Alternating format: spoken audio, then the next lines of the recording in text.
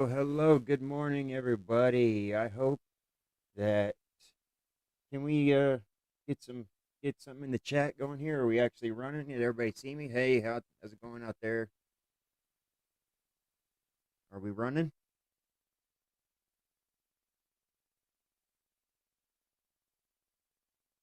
Hello, good morning, everybody. There we are. I hope Okay. that can we So this morning, get some in the I chat going here? Are have we actually a running? Did very everybody special see me? guest, Hey, how's it none going other out than there? Mr. Baldy Katz himself. And Are we running? so today, I just want to start off by dedicating this, my first interview, to my father who just passed away in March. Hello, Eddie, good this morning, one's for you, everybody. man. I hope Um, that and also, can we so this morning, get some in the chat did going you here? Are we know actually a running? that Matt Hey, Powell has a hey, giant how's it inflatable going out banana in there? his backyard, which he calls Dr. Peel. And Are we running? so today, I just want to start off by dedicating this. Okay. All right. Come on in, cats. Hello, mate. How you doing? Hey, good morning. How are you, man? How's things over there in good old London? I so I brought my own technical incompetence here. I think I left the watch page open while you were doing that, and I heard about four different versions of that. So apologies if you were speaking to me and Oh. I ignored you. Then I was trying to shut down all the windows that had the call open. So apologies. Yes, I'm good. Looking forward to being here. Thank you for Yeah, having me. no problem. Thank you for being here. I've been looking forward to this for quite some time. For those that don't know, um, I initially reached out to you what about a year and a half ago, right? Yeah, So I yeah, sent you an yeah. email, and I just said simply in the subject line that you had inspired me, sir, and that in fact was the case. Yeah, when I discovered this whole flat Earth thing, um, I I said, you know what, I can have a lot of fun with this. And when I found you, when I found you, it was just like, whoa, this is great because I love how silly that you get, and you, it just hours of endless entertainment. I love it. So yeah, let's get started here with a proper interview, shall we? Yes, let's do it. Let's All do it. But right. I think like the silliness, like I think that's the best way to. I think if you take it too seriously, then you kind of lend credibility to it, But I think there's, if you just have a laugh and a joke without being too personal, um, that's what I try and aim to do. I think some people might might think I've crossed the line once or twice, but I think you take away the credibility of any of the nonsense just by laughing at it, and not taking it seriously at all. That's great. That's great, man. Yeah, I love the telephone bits you do. Do you know your telephone skits that you do? Those are just top notch, top of the line funny right there. That goes right up there with some of the best comedians that I watch on TV. It's just so funny. Um, Oh, cheers, man. I appreciate that. no problem. All right. So so from my research here, I see that you have been a proper educator for about 20 years now, right? Yeah, yeah. Worked. Did my teacher training, PGC that we call it over here in was it 2000? So I started teaching 2001. Oh, wow. Yeah, secondary school science. So since 2001, so it's been a long, it's been a long time. Yeah, Like I'm getting old now, man. I'm getting old. I know. I just turned 40 back in February, so I'm right there with you. Excuse me. um, yeah. Uh, you know, what? Scratch this. I just want to have this be a talk between two guys. So Yeah. I, uh, I love this whole flat Earth thing, and I get so much entertainment out of it. And I have always been a guy. So I'm a mechanic and a builder by trade, and I've always been a guy who wants to know how do things work. And so I've always just kind of done that, and I drive my wife crazy because I like to watch educational documentaries and all of that stuff about the universe, Mm. especially. I'm completely fascinated with the universe and how things work, and and uh, and it doesn't compute in my head that there are still people today that believe the Earth is flat. Just Yeah. completely blows my mind. It's a complete sort of I'm going to put it complete sort of rebuttal to any sort of authority or academia. And I'm not saying, you know, that or that there's never the right time to try and question things or go against things or make a stand. Obviously, I'm not saying that, but with the flat earthers, it's just across the board. Nobody is capable of telling them anything, you know. And you kind of combine that with the fact that they're pretty not, you know, they're pretty incapable of understanding a lot of things for themselves as well, you know. Whenever I speak to them, the numeracy skills, the trigonometry, the geometry understanding all seems to be really, really low, but they don't want to be told, you know. And when you're in that position, I suppose anything's possible, because if you're not going to listen to what anyone tells you and you don't understand stuff, then you could be living, you know, you could be living inside a snow globe. You could be living anywhere, couldn't you? You're right, right. You know? Living inside a snow globe. That's great. Yeah, no, you are absolutely right about that. And um, yeah, it's just it's oh man. So, in your experience, it, do you think most of them are the real deal? Like they really believe that, or Hmm. your percentage on fakers as far as flat earthers are concerned? God, so such a good question. I mean, I know if you go over to places like the Flat Earth Society website and Facebook group, you know, then they're almost all trolling each other there. You know, that's a big joke. So I'd say we're looking at nearly 100% there. I think on YouTube, you know, I think there are a significant amount who do genuinely believe it. I'd say that the bigger ones, the people like Nathan Oakley's, your Globebusters, who've been in it for a really long time, you know, I really question their honesty with it all. You know, I question their honesty that they're making a lot of money out of saying the same things over and over. You know, the Globebusters team and FE Core, they're doing experiments and they're not releasing any data from the experiments. You know, they didn't release the data from the gyroscope showing the rotation. You know, from the Behind the Curve documentary, they've done laser tests that's up on the website now. They're just not releasing the data. I think there's a lot of dishonesty. You get people like Nathan Oakley, who makes no attempt whatsoever to do anything other than put on what he thinks is an entertaining show. So I think the bigger ones who've been around for a long time, I think I really question their honesty. But I think there is a significant amount, certainly judging by the emails I get anyway, that genuinely fall for what they say. Wow.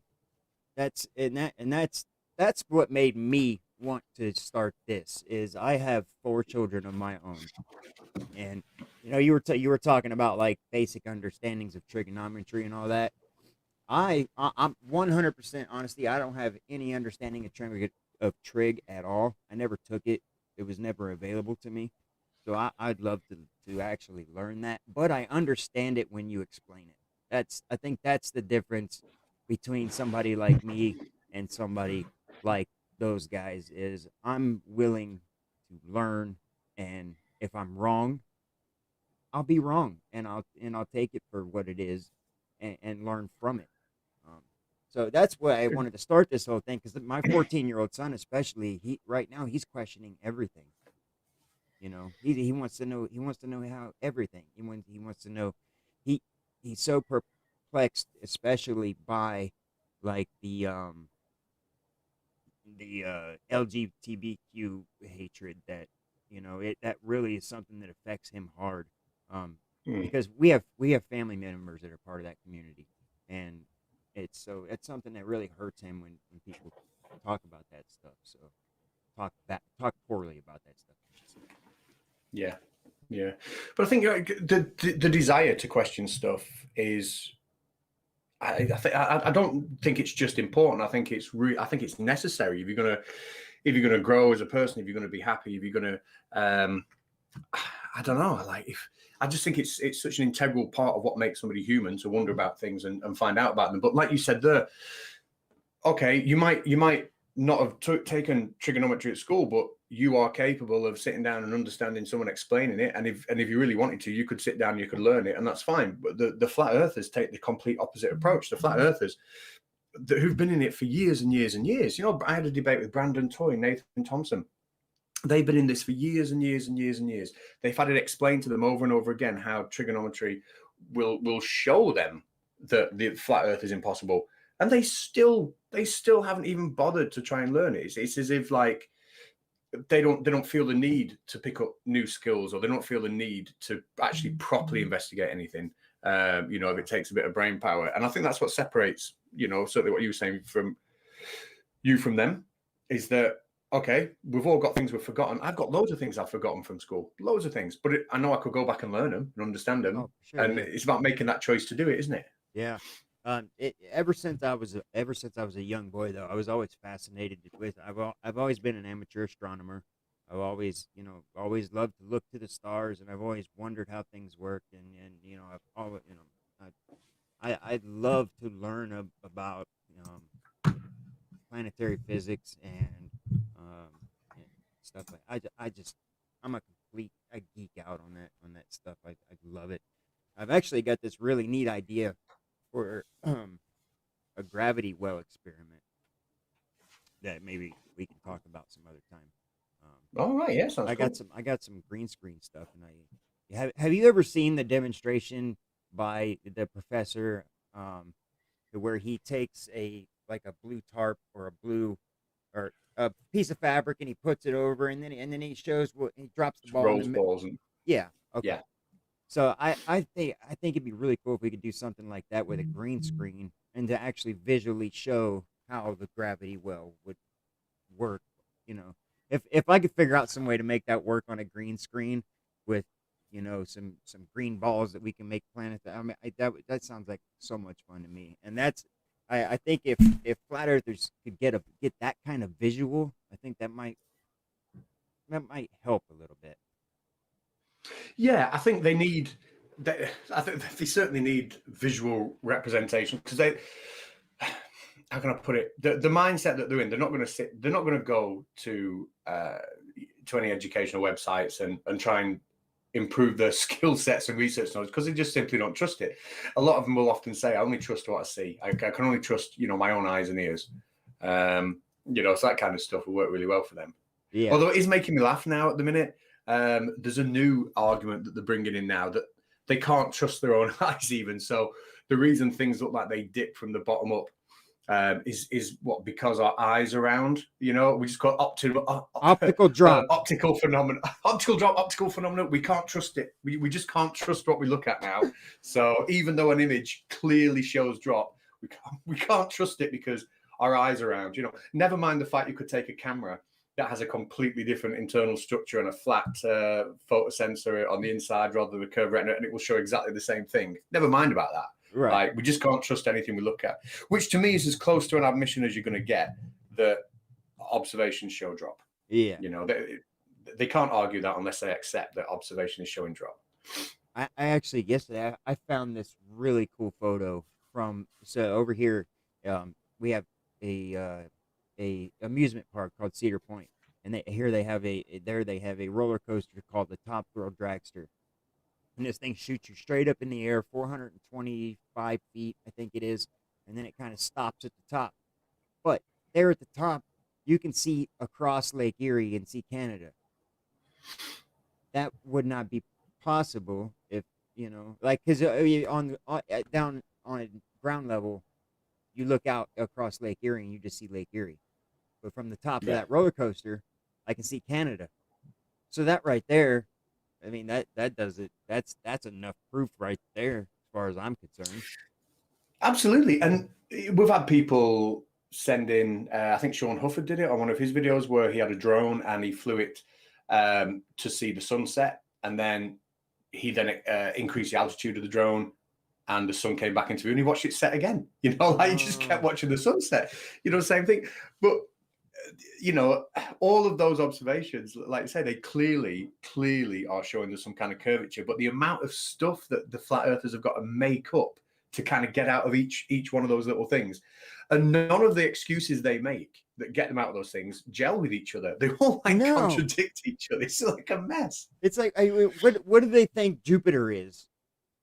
That's, I've never heard anybody ask them that. I would love to ask Nathan Thompson or Witsit, what do you think Jupiter is, or what do you think Saturn is?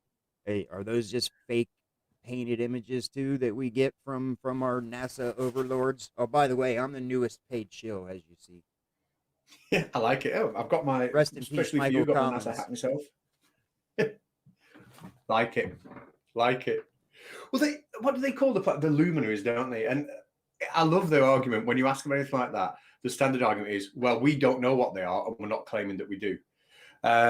So it's great. It's like we've got this whole body of evidence up there, right? Whole body of evidence that is telling you exactly what you need to know, and they just dismiss the entirety of astrophysics and astronomy, right, in one hand, handwave dismissal by going, "Oh, we don't know what they are." Like that's it. Right. We don't know. Yeah. Oh, Like, we don't know, so we'll just make it up. Yeah. It just Yeah, whatever we don't know. whatever story sounds good for today, that's what we'll tell. That's It's like, imagine someone was knocking at your door, right? And someone said to you, "There's somebody at the door," right? And then your argument is, "Well, there can't be because I don't know who it is." Like, that's their argument. Yeah. They're still knocking at the door. There's still clearly someone there. Yeah, but I don't know who it is. So there can't be anybody there. It's like it's a ridiculous argument. Yeah. Wow, that's so dumb that it took me a second to make sense of that.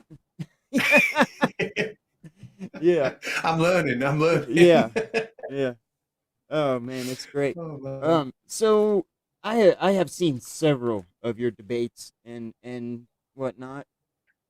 Who has been your most formidable opponent, as it were? Oh, most formidable.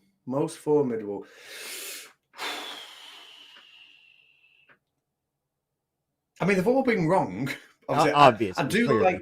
I do like standing for truth. I've had 2 debates with him, and I like him.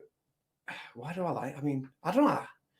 I like the way he debates. I like the way he debates because he is civil. He will give people time to discuss stuff. He does have some sort of working knowledge of the terminology of genetics and stuff, and he will bring arguments that people haven't prepared for. Like with the flat Earth thing, when he first get into the whole flat Earth debates, you've not heard the ridiculous arguments about the limiting angle or optical drop. And when you get familiar with them and you realize just they are complete tosh, they're not difficult to debunk. But if somebody brings, for example, the equation for the Rayleigh criterion to you and says this is why boats disappear bottom up, and you've never seen that, on the spur of the moment, you can be a bit thrown back and you can be like, well, I know that's not true, but I don't exactly know what's going on. And Standing for Truth is really good at doing that. He'll bring like an obscure genetic study, probably done by a creationist on a creationist paper, but he will bring that study and it's almost like a curveball because you think, God, I've no idea what study he's talking about. So he's really good. So I think, so he's not a flat earther, but he's a good debater. I do like Standing for Truth.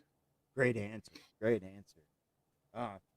Also, you, sir, have been credited with now flipping, 2 people, right? Well, you know what? People say that, but hand on heart, every time I'm asked, I give the same answer. I literally did nothing. First of all, with Ranty, I did nothing. And I'm sure we'll talk about that as time goes on, but I didn't do a single thing. He just happened to... So it's just as we speak, he was just phoning me on Skype there. Just hang up. I did absolutely nothing with Ranty whatsoever. And Speak Truth, he'd already, before I put my video out, he'd already been weighing up things that were told to him by a whole other, but Where's Wally, Critical Link, etc. He'd weighed up loads of stuff, and I think my video maybe could have been the straw that broke the camel's back, but it certainly wasn't a defining factor. Yeah. Right now he's phoning me on here. I'm just good. I'll mess him, say, get on, watch the stream. Yeah, there you go. Yeah, tell him to come watch Frank being Frank. Yeah. Yeah. So no, that's good, and I like that his now famous white swan photo that's a killer, man. I mean, if there is anything out there that, Dan's video he did on it was just great, and I mean, if there's anything out there that kills it, it has to be that, right? I hope so. I mean, but there's been others. You know, Miles Davis got the picture from Trepaine Law. I always pronounce it wrong. Place up in Scotland. He got a famous picture, which is even clearer evidence of drop. It really is. And Isaac, a couple of years ago, brought out the picture of Mount St. Helens and Mount Rainier, again showing that Mount Rainier, the tall tower, dropped to the back. There's been so many images that show it, but I think what will make the difference is, rather than taking an image to someone and saying this shows drop, right, is letting them find images for themselves and analyze it themselves, you know, because it's better to be correct than be corrected, if you know what I mean. Sure. I think. And that's what Ranty did. I had absolutely nothing to do with Ranty whatsoever. And I'm buzzing again. I'm going to tell him I'm on a stream on Frank versus... hang on, here we go. Mr. 42 says in the chat, I can hear you twice through your desktop audio. Oh, that was from the beginning when I thought, you know, when I said I was shutting Windows down. Oh, okay. That could have been me. That could have been me feeding back. Okay, I got you. But it's gone now. All right. So, man, there was a few things that I specifically wanted to talk to you about. Oh yeah. So, how did you get into this? I mean, I know you're a science educator and a physics teacher, but how did you get into the world of debunking flat earthers? It's a long story. I'll tell it quick, but it is a long story. I was teaching some kids, and one of the kids, it was a class that were, they weren't the top set. They were the class that perhaps were a little bit like less interested in science, needed a little bit more motivation, needed a little bit more time to grasp certain things. And they weren't really interested in the subject. And one girl one day caught me while I was on duty at dinner time, and she had a phone, and she said, "Sir, I've just seen this YouTube video," and it was one of Dell pouring water on a ball, and she thought it was hilarious. Like I've never saw her that kind of switched on to something vaguely linked to science, and she was asking about gravity, and I had the conversation. When I left, I thought, you know what? I thought, I've never seen her like that before. What would happen if I could get hold of a flat earther on the internet, do like an interview with them, play it in the classroom for all the kids? Would that suddenly spark an interest in asking scientific questions? Would that be a way of like motivating them? So I did that with Sleeping Warrior. I got in touch with him, and we did like a video. The kids, to be honest, it didn't switch them on to science. They just laughed at Sleeping Warrior. They thought they just laughed at him, and that was it. They wanted to move on to something else. But Sleeping Warrior then took that video, which wasn't a debate, right? It was not a debate. I emailed him all the questions I was going to ask him beforehand. I said I wouldn't respond to anything he was going to say because I'd be doing that in the classroom with the kids. It certainly wasn't a debate at all. It was just me doing something for the kids at school. He took that video and he passed it to Celebrate Truth, and he billed it as science teacher gets destroyed in debate by flat earther. Knowing that I wasn't going to rebuke anything he said because it was a classroom exercise. And I thought that's really dishonest. So I started up the Conspiracy Catz channel and thought it was kind of like motivation, not to get him back, but just to ridicule Flat Earth, really, just to annoy him. Right on. Right. Good story. Well. Good story. Man, that's really funny, actually. Yeah, that whole Dell pouring water on the ball thing, that's one of the first flat earth videos I saw, and that is the first flat earth video I made. And my kids, the same thing. When my kids are 14 through 18, and I showed my oldest, my 18-year-old, and she was like, excuse me, what did you just, what? Yeah. So, it is a crazy video though, isn't it? It's just, I don't get what it's like I said in the video, it's all about scale, you know, and that's something that I understand a lot about being a mechanic and a builder is scale. I know I get scale. I took drafting classes in school and all that. So like I can draw a proper blueprint of anybody's home to a 1/4 scale, you know. So I mean I get scale, and that's just something that they don't get. And that's what I was trying to explain to him is like this Batmobile is a 1/64 scale. So you up this 64 times and you have the real Batmobile. Hmm. But that'd be ace to have a proper Batmobile, wouldn't it? oh man, that'd be great. Awesome. Especially the 60s version. That'd be awesome. Oh yeah. Sleeping Warrior, you just brought him up a little bit ago. I've been seeing a lot going on with him lately. Is he really obnoxious as he seems he is, or is that just a show? No, he can be really obnoxious. Yeah, he really can. He can be nice, like I mean, to his credit, there are some flat earthers that I can't imagine actually ever being nice for any length of time, But for an amount of time, he was a decent bloke. But then he takes his ball home and sulks. I used to speak with him on Skype and send messages with him, and he was fine. But when I told him he was wrong, that was it. He just blocked me on Skype. And then 4 months later, he come crawling back. Oh, I've unblocked you now. Can we have a talk? And then the next time I told him he was wrong, he blocked me again.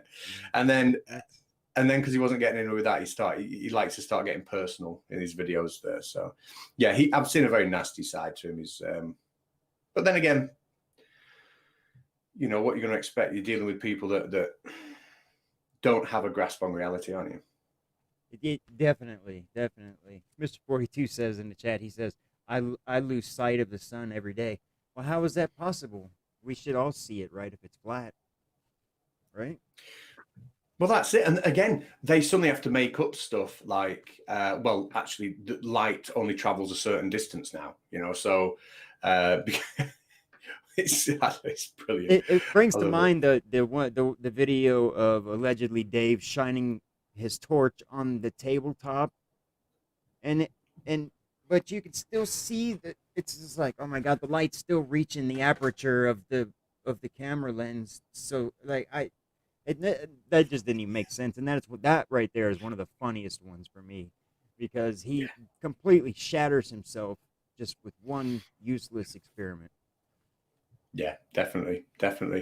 He makes me laugh to his legend. I quite like him though. I've never seen a nasty side to him, and I might be wrong, but every time I've ever seen him interview with someone or discuss something with someone, he's always been like ultra polite. I think he's mad as a box of frogs, but he's always been like polite, So I don't mind him. Yeah, he seems like a decent enough guy. He's very polite for sure. So your fast rise to prominence, it came in 2018. Your first video to reach 500,000 views was Flat Earther realizes he has debunked Flat Earth live. Tell us the story behind that video. That was the worst video I ever made. It's my only video to reach 500,000.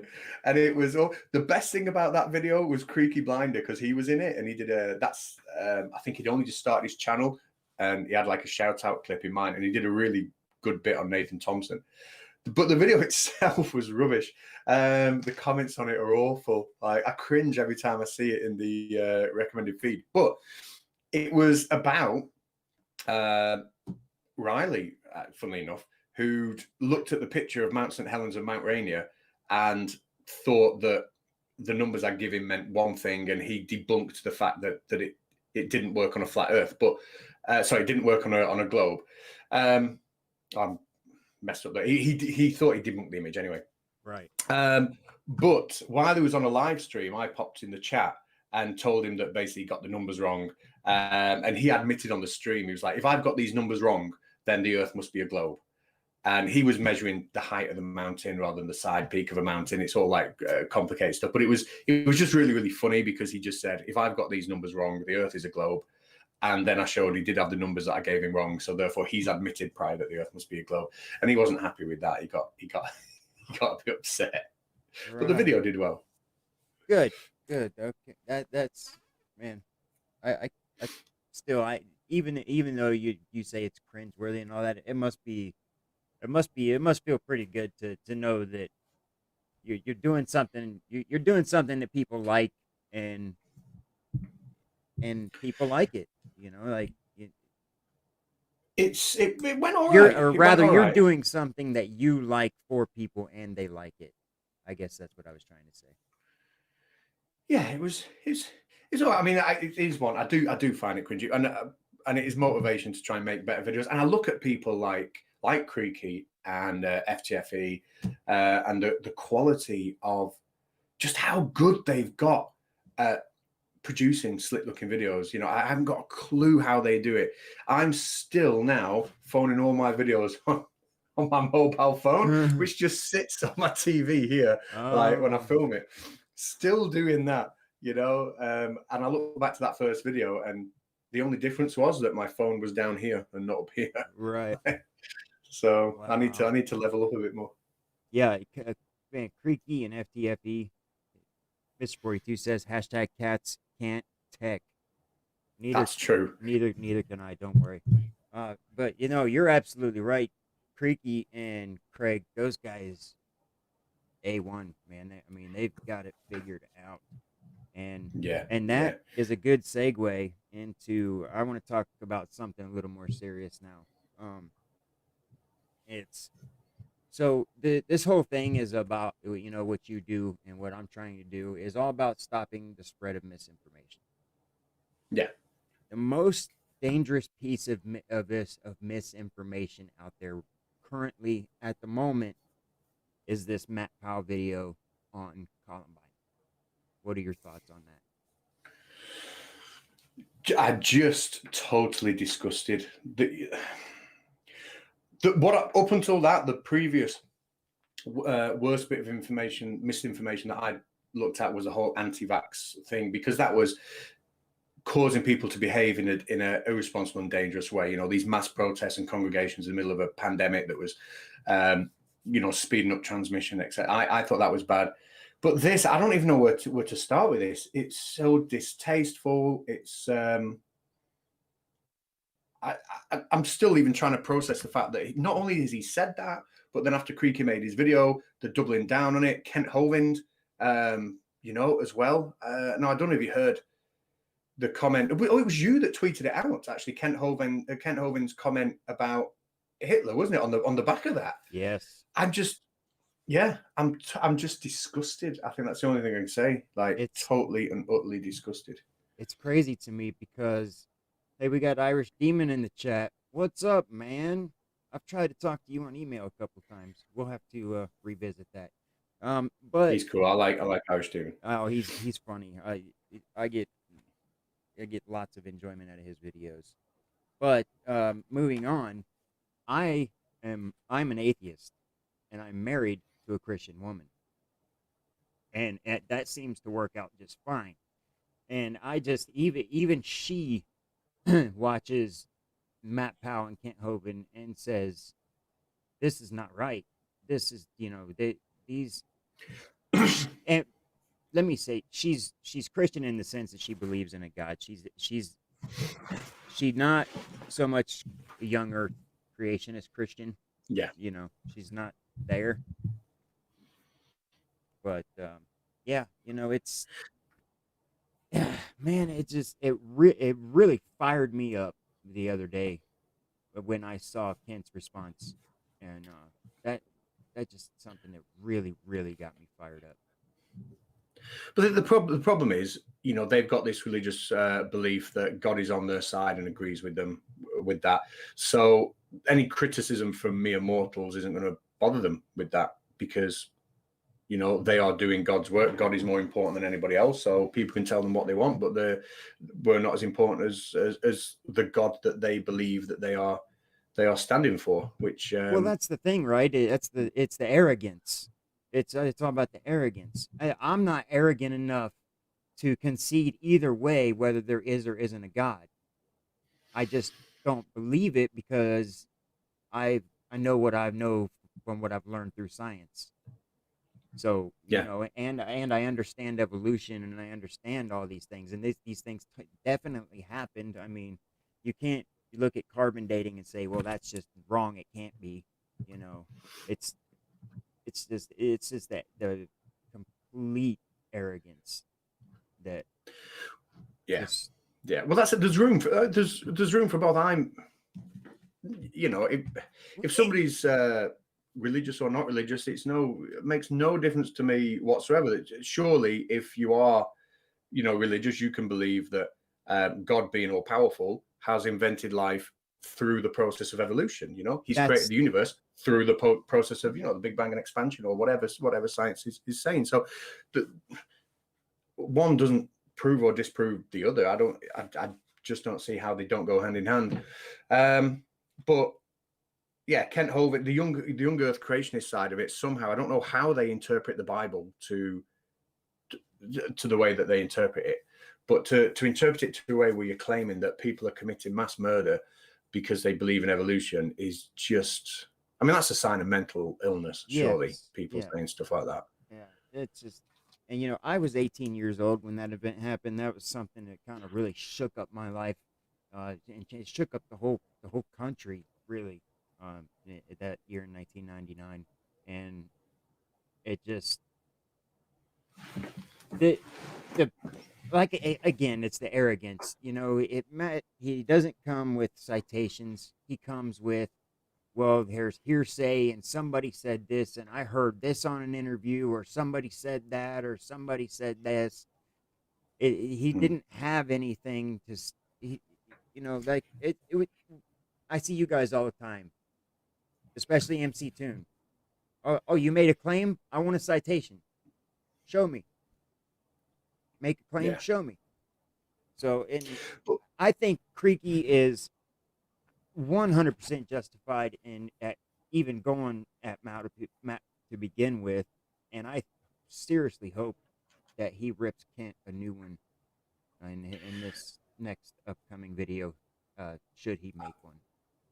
I'm sure he will. I'm sure he will, and he'll do it. He'll do a really good job. Like I say, how much of a difference it will make to those two, I have no idea. But you just reminded me of something there when he said Matt Powell doesn't bring any evidence, or you know, it's just all opinion and waffle.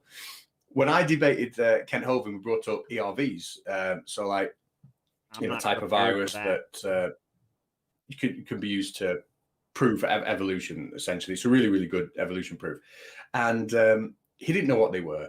So he did a stream afterwards, and he brought Matt Powell on to explain what they were to him. And it was all about ERV's proof for evolution. And Matt Powell, I swear to God, he come on the stream and he said, "Well, I'd never heard of them until this morning, right?" So he admitted off the bat that he'd never heard of them, and he was like, "But I looked them up for a little bit, and I can tell you that they are the number one evidence of creationism."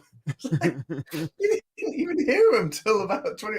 You've looked at them for half an hour, and now you're an expert in the whole field of retroviral DNA insertions. I don't think so. But It's you know, it just shows they're not really bothered about the evidence, are they? They're not really bothered about understanding the science. It's getting sound bites that back up your opinion. yeah, but you know, I think, yeah, the one comment where Kent said something about, you know, the blonde haired, blue eyed Norwegian, you know, like, God, dude, like, are you really that dim? Like, Yeah. it. I don't understand how people follow him and actually pay that man money. But I digress, and we won't talk about that anymore. We do have a couple special guests, that we can possibly bring in here if you don't mind. Of course, yeah. Um,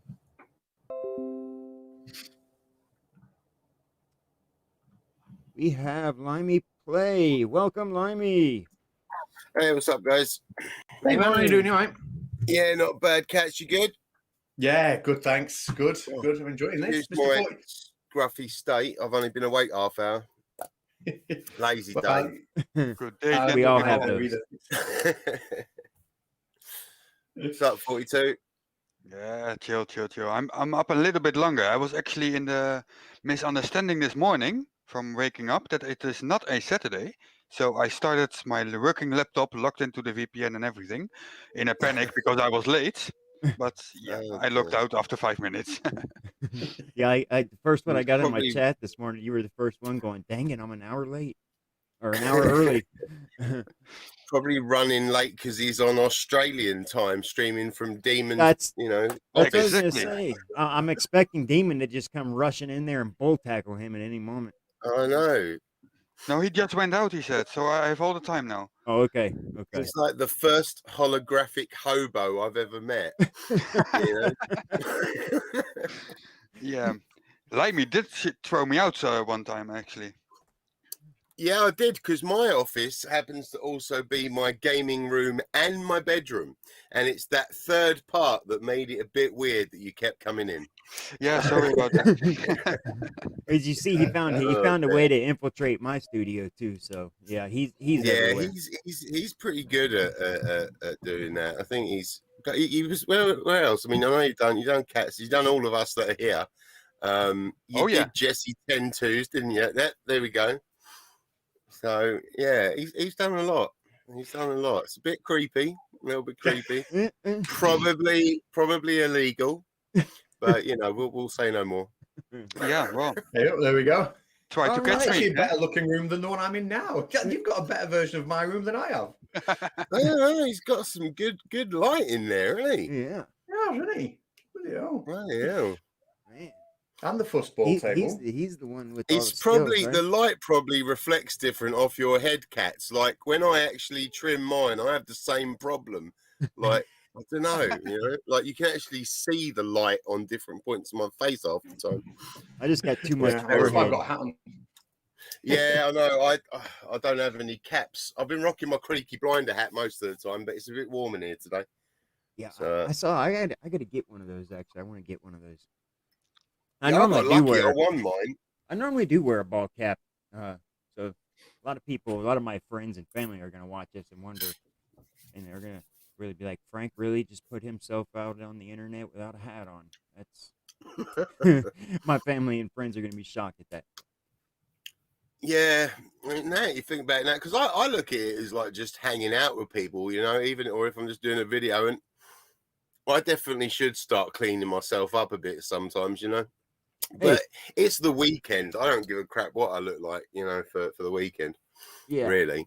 Well, you know? that's a good thing about us doing what we do is we get to be ourselves, and yeah, exactly. and you know, if people like it, that's great, and if they don't, that's fine too. Exactly. If they don't, they can, you know, off and all that. So Yes, sir. Yes, sir. All right. Absolutely. So I wanted to. Are you guys familiar with a TV show from the U.S. Inside the Actor Studio? yep, No. love it. Love it. Okay. I'm going to Google that. What's it called? Inside the what studio? Inside the Actor Studio. Oh, Inside the Yeah, Actors really, Studio. really good show. Is that the one where they just Funnily enough- interview? Sorry, go on. Oh, I was just going to say, like, funnily enough, I didn't really get into that show because I lived in Michigan for 14 years. I didn't actually get into Inside the Actor Studio until I'd come back home, you know? Yeah. But yeah, that's no, really good show. that was a show that was hosted by an acting coach called James Lipton, who recently passed away. Oh, And did he? yeah, unfortunately, yes. Jesus. And in his honor, I would like to. So at the end of every show, he would ask his guests a series of questions. It's just 10 questions, 10 easy questions, and Cats, I'd be happy if you would indulge me and play this little Absolutely. game. Absolutely. All right. So, what is your favorite word? Oh, how long do I get to answer? My Take your favorite time. word. Chuffing. What is your least favorite word?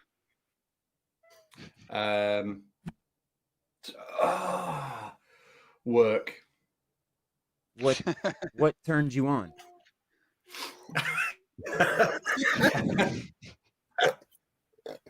Oh, dear. Anything. Oh, fair enough. Okay. What turns you off?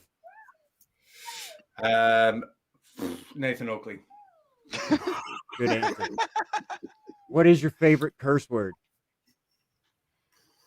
Chuffing. Yeah. See, that's a new one. I can use that in front of the kids, yeah. We'll have to talk more privately because you have to tell me what that means. What sound or noise do you love? Oh, you know what? The sound I relate is when you get a slinky and you put it next to your ear, right? And then you twang the slinky when it's then you get that's how they made the phaser effects in Star Wars, like laser. It sounds just like that. So I like that sound. Oh, see, I just learned that's something awesome. new. What sound or noise do you hate? Oh, I hate the sound of like, not that it's very loud, but if you had like cotton wool and it was right next to your ear and it was being squished and squashed, I don't like that sound. Yeah. What profession other than your own would you like to attempt? It's a really good question. I'd love to. I was toyed with the idea of being a policeman when I was younger. Like, do I go into teaching or police? But I think now I'd love to be some sort of like test pilot. Why not? Why not? It's never going to happen, but I'd love to be a test pilot. Growing up, that's what I wanted to be. As you can't see it very good behind me right now, but my grandfather was in the Air Force, and he was in the 4950th Test Wing out of Wright-Patterson Air Force Base, and so he did a lot of work on jet propulsion and rocket propulsion and stuff like that. So I grew up always wanting to be a pilot. Maverick was my hero, and he is coming back for another movie, so I can't wait for that. Yes, it is. Yeah. Okay. Awesome. Question number 9 is, what profession would you not like to do? Oh, that's a really good question. Anything that means I'm sat down all day. Like, honestly, anything where I've got to sit in an office or anywhere where I've just got to be sat. Doesn't matter what it is. So whether it's long distance driving, whether it's sitting in an office, if I've got to be sat down and I can't get up every 2 minutes to walk around, then yeah, don't want to do it. My wife's a bill collector, and I have no idea how she does it. I don't know how she does it. Okay, and if the final question is, if heaven does indeed exist, what would you like to hear God say when you arrive at the pearly gates? Come in. Like, if it exists, I just want him to tell to go in. Fair enough. If he told me to F off, I'd be a bit...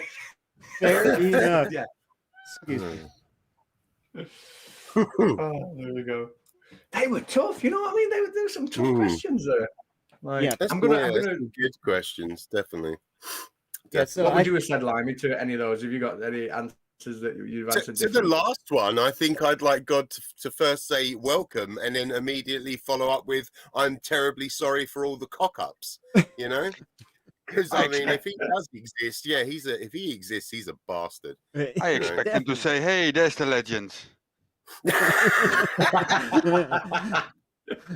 Yo, dog. Yeah. There's the legend, Mr. 42. Sadly, we're full. See you later. Yeah, that is the second sentence indeed. Yes. Yeah. Oh dear. Love it. That's awesome. Oh yeah, so I just wanted to do that to honor James Lipton and somebody who I looked up to growing up.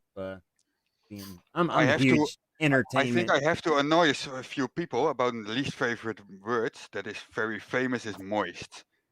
And that's actually my favorite word after one that begins with C that I will not say in polite company. Yes. Okay. Yeah, gotcha. I love that word. It's a showstopper, especially in the middle of an American bar where they don't really use that word much. Oh, over here you will get slapped. Do you combine those two words then? You'll get slapped in a heartbeat if you say that. Yeah, if I combine the two words, it actually makes one of my favorite things in the world. Yeah, exactly. Yeah. Oh, you dirty man, 42. Yeah. Dirty man. Wow, that's great. It is great. Oh, I wanted to talk to you, Catz, about I haven't seen you do much on these two, but I wanted these Peter and Pete guys. What is the deal with these two? Well, I started off my very, very, very first videos were all about Peter and Pete. I think for the first 5 or 6 videos, kind of burnt them out. Because they were saying, when I was around just starting, they were saying that water isn't hydrogen and oxygen, it's an element all of its own. And it didn't matter how much I explained, because silly me at the time, I was dead naive. I thought I could just explain electrolysis to them and they'd be like, oh, right, we're wrong. Right. Doesn't work like that, does it? So I did. I had a It's little not bit that of a back and forth with them. But I think that I think they know they're trolling. So here are some of the things they've said, right? They've said that oxygen isn't in the air, right? But they've also said that you can make oxygen with a bicycle pump. They've said carbon dioxide contains salt. They've said clouds are made of salt, but they've said carbon dioxide isn't in the air.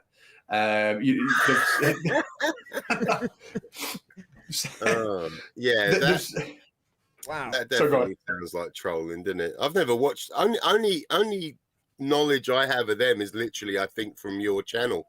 I don't know if anyone else has really done much on them besides your early stuff, Catz, is it? I haven't I seen think Team anybody Skeptic else. had debated them. Oh yeah, I haven't caught a lot of the old debates, and that I try to go through some of the older stuff every now and then just to catch up on it. It's awesome. All right, I'm just gonna scan the chat here for a second, see if we got any good questions. Mr. 42, Please skip everything that I said. Have you seen anything good come in? I have a question from No Opinion. He is asking, are they brothers? Is who brothers? Those guys you were just talking Oh, about. Peter and Pete. I hope not. What sort of asshole parents would name both their sons, Pete and Peter?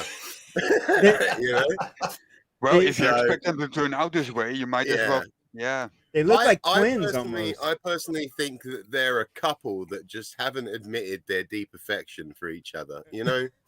I think there's a beautiful love story developing there that, hopefully we'll all get invited to the wedding. Oh yeah. I'll bring a nice bouquet. Same thing with like Oakley and Sleeping Warrior. The moment that they admit to each other how they feel, I think Oakley, for one, will be so less angry. There's a lot of tension in Oakley, isn't there? Yeah, he's caging the beast. That's where all the anger comes from.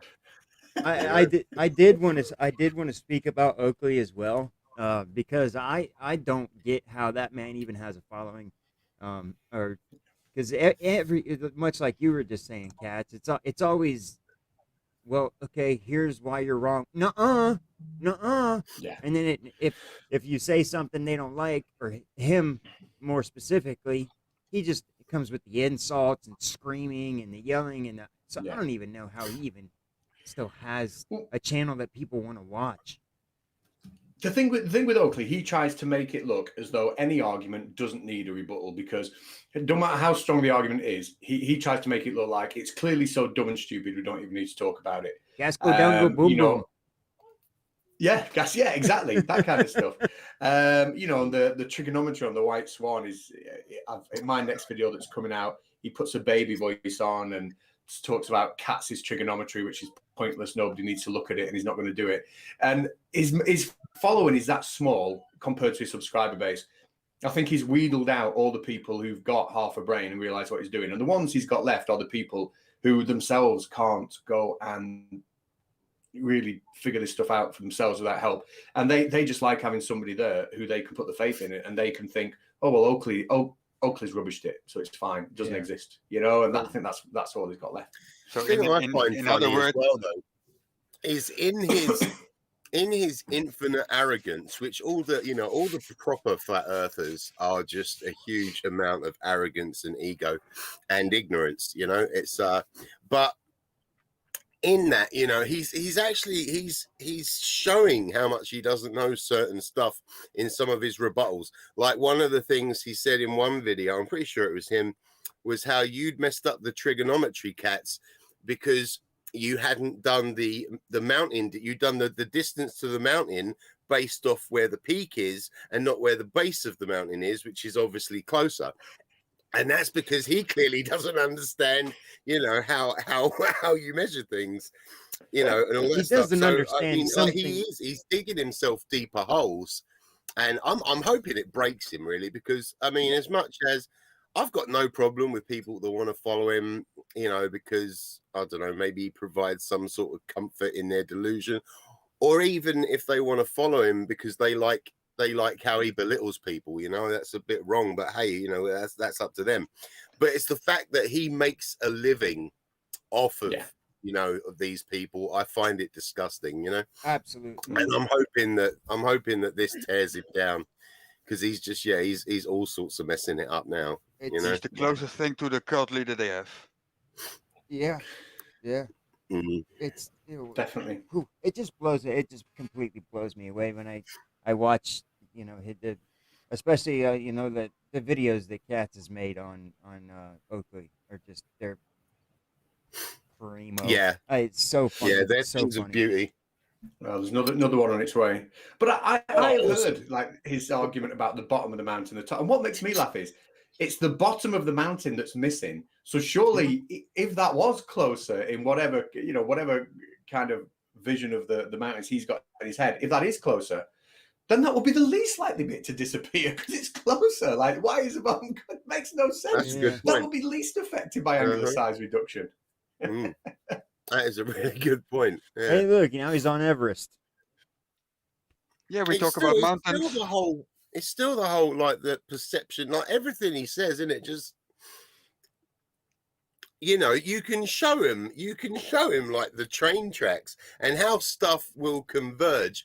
It won't eventually, like, it won't converge and then eventually decide to just chop the bottom off and drop the rest down. Right. You know? Yeah. Like that's something I learned in the 8th grade with drafting class, was perspective. You know, that's the first thing we learned how to draw in drafting class, was a city street with lamp poles and a building, and then put the windows in and show the perspective to the vanishing point. What I noticed lately, and the first time I saw it really happening was was Brian in the debate with Catz there. They tried to change the Faxton, so he tried to actually move the whole mountain range more in the distance. What happened? What happened yesterday in my YouTube comments was basically the same. There was a flat earther saying, "Yeah, but if you go higher." Yeah, but and I'm like, you cannot change location. And his reaction was, I'm not changing location. And I'm like, okay, on a map you're not changing location, but that is your 2D thinking again. In a 3D world where you live in, you are changing location. You're going up. Yeah, You know, he did the other. He said elevation, and then his argument becomes, yeah, if you change location, the view changes. How does that happen? Well, duh. I that's funny, Mr. 42. You probably heard earlier, but I'll show you that. Matter of fact, I can. Maybe. No, actually, I can't right now. But I have a photo I'll put up on my Twitter later of there's a roller coaster over here in Cleveland, Ohio, called Top Thrill Dragster, and it goes up like 425 feet or something, and then it stops right at the top, and you can see across Lake Erie from the top. Is that the new Cedar Point big one? Because I know they used to have like the Magnum and the Raptor and that when I went there, which I won't go on. That's too high, you know. Oh man! But is that the new? Yeah, I've been down there 3 times trying to ride that thing, and it gets rained out or it's too windy or something every time. But I want to ride that roller coaster so bad, just so I can put my GoPro helmet on and get these, you know, because I want to get a photo of looking across the lake right at the base of the roller coaster, and then get that photo from the top. You know, because you can dead see clear across Lake Erie to Canada from the top of that roller coaster. Nice. Which is not possible. Now, what's one of the other things that Oakley was saying was the old the argument on you're not using the correct measurements because of perspective, or like the further it is away, the smaller it gets. Optical drop. And it's that same thing where it's not changing its size in reality. You know, I'm 6 foot. If I'm standing down the road and I look 3 foot, it doesn't mean I've actually shrunk, you know? Right. I honestly, I think Oakley's just full of crap. I think he knows the world's a globe. It's a paycheck. That's all it is. Of course. You know? Well, you're familiar with that time he got caught screen sharing with Sleeping Warrior on his show, aren't you? When he screened. I think I heard about it. I haven't seen it. Ooh, that sounds juicy. I'm gonna put you. I'm gonna send you a picture, Frank, in Twitter, and just I can't tech, so I'm just gonna go quiet for 20 seconds while I send it you. Sure. All right. So I had a question here from Inquisitor Bacon. Random question about Ohio. Is the Air Museum still open in Dayton? I only asked because I went there almost 30 years ago. Yes, it is actually. And they have a lot of really cool things down there now. If it's been 30 years since you've been there, you must get back. They just last week, in fact, they brought the oh gosh, I know I'm going to get the name of this plane wrong, but I believe it was a C-47. They brought the C-47 that flew on D-Day, and they had it there at the That's cool. at the museum. It's the There's a only lot of awesome surviving. stuff in Ohio.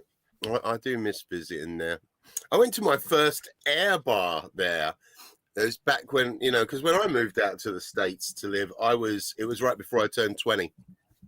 And immediately my raving career began, and I went to a big rave at this club there, and it was an oxygen bar. They actually had like a bar you went to, and they hooked you up with the thing, and they had different flavors of oxygen, because pure oxygen will give you a bit of a buzz, won't it? It's the same reason they give you it on planes and stuff like that, Right. But yeah, that was very, very unique. Complete waste of money, mind you. Huh. But what city in yeah, it was Ohio was that in? interesting. But I think Cedar Point was my moment. Was SeaWorld was in Ohio as well, wasn't it? It was. That was up in Cleveland. Yeah, where was that? Where was that bar still at? there? See, no. SeaWorld is no. Oh. I believe they dissolved that altogether. Just Oh because god, of that sucks. cruelty. I remember that was back when we used to visit there, because my dad moved there in the early 90s, and he married an American, and we used to go out for every month in the summer when we were kids. And my sister, she got to selected from the audience to go stroke a dolphin, and oh god, what was she? She was like, I think she was 7 or 8, and they asked her what it felt like, and she said, "It feels like ham from a sandwich." Yeah. I just thought that was the cutest. Like, yeah, in it, kids just have a great way of describing stuff, Oh, that's brilliant. Awesome. Yeah. I've sent you that picture, Frank, on the Twitter. You could, if you can load it into StreamYards and put it only if you wanted to. Okay, I'm not sure exactly how to do that yet. You can pull it up and do share screen, or if you want, well, you can pull it up and do share screen in StreamYards. There's a share icon at the bottom if you go to your StreamYard window. I got it. Yeah, I'll share it. Yeah. I'll Cats can tech, like I say. Yeah, but that's not Cats can't tech. I mean, Well, that's a blatant button right in front. All right, I need to make this bigger so I can actually read the thing with my sight. Oops, sorry. My bad. I was refreshing myself on some. Oh, okay. This is track on right, so it's 10 miles away, not 31, so it proves the bulge. Oh.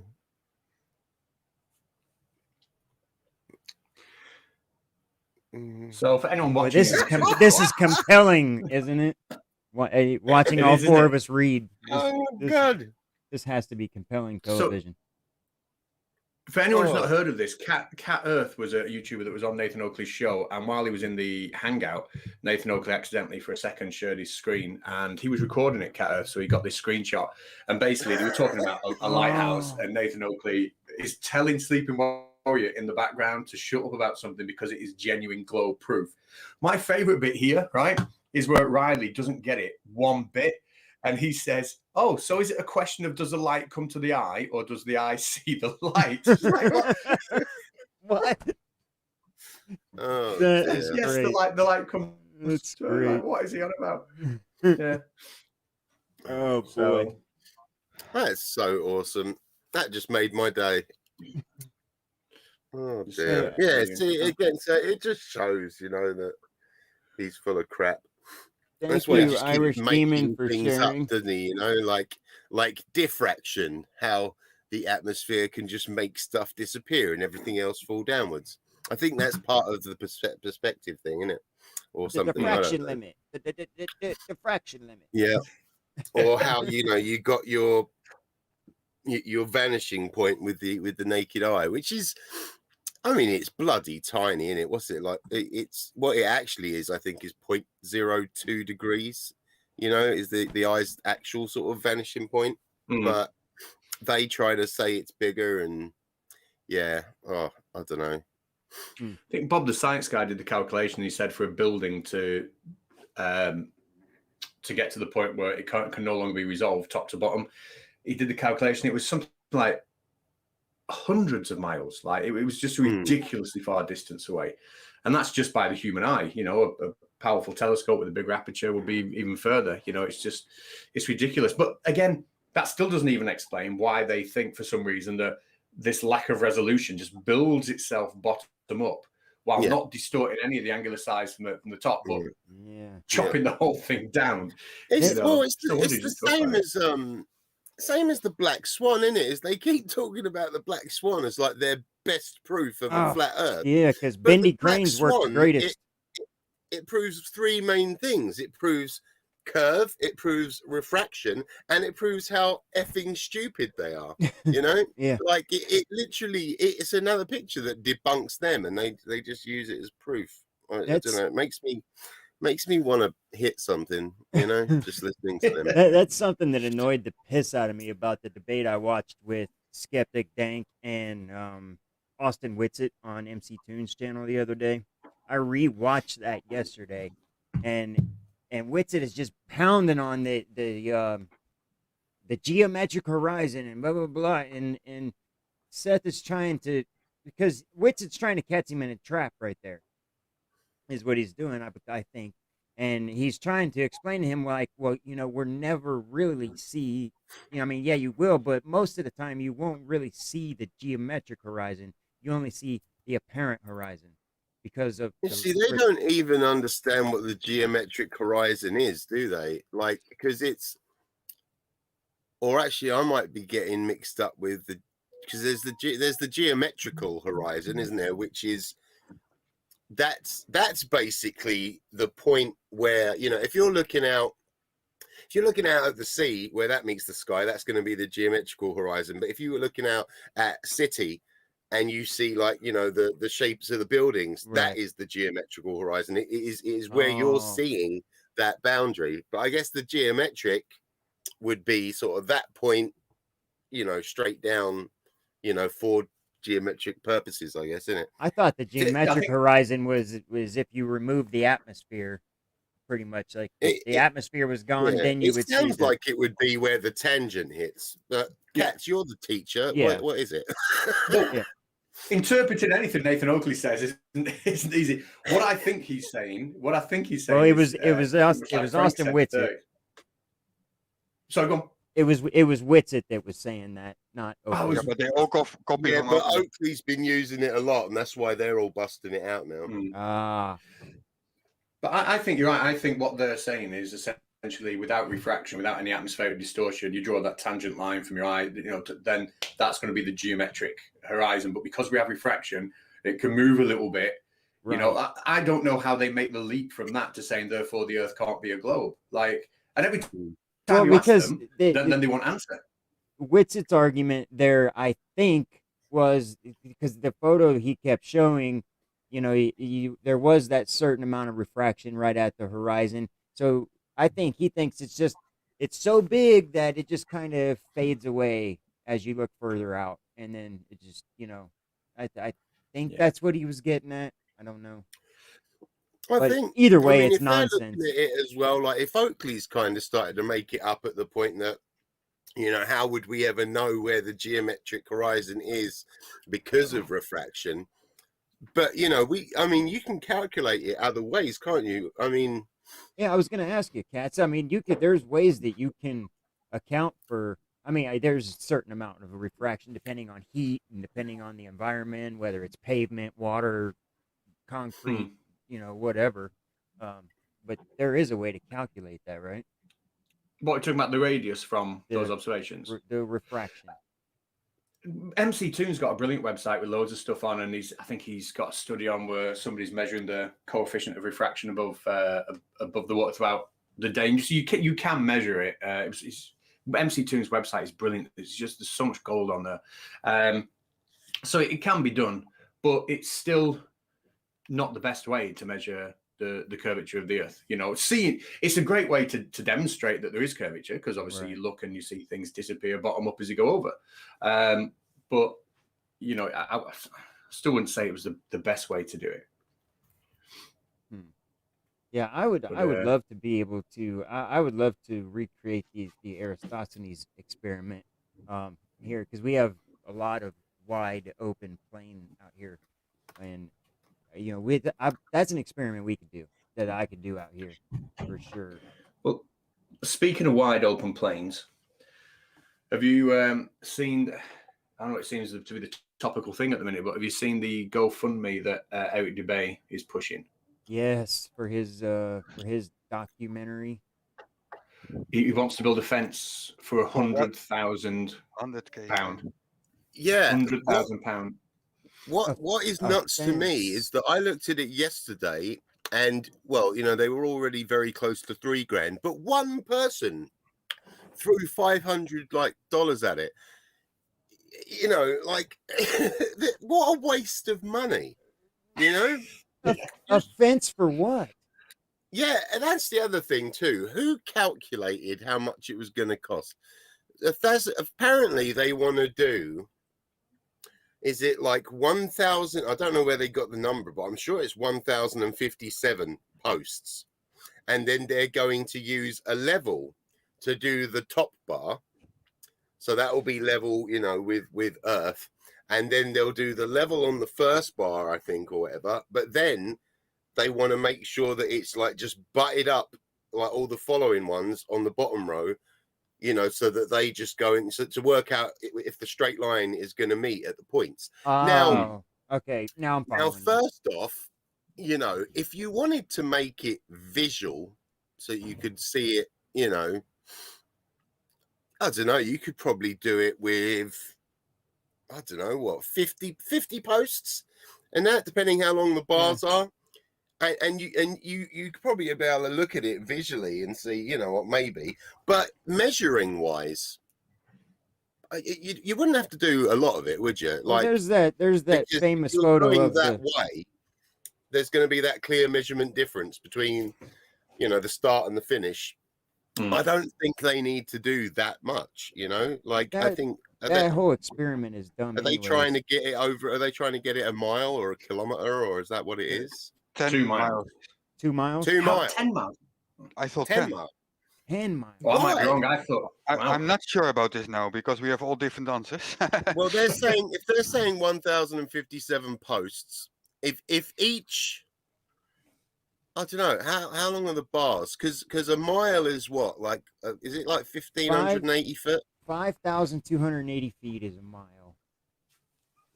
Yeah, why did I think 1,580? You think in meters? You think that's meters? It. That's it. All right, so feet, 5,280.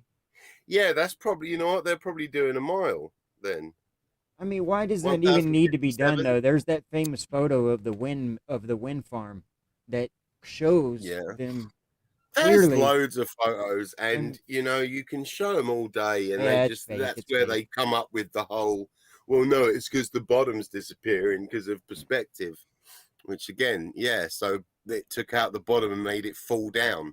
Yeah. Again, it's ridiculous. So I'm going to start a GoFundMe to when the pubs open up. I want to get a group of us to go to the pub that Oakley drinks at, and I want to slap a dead fish across his face.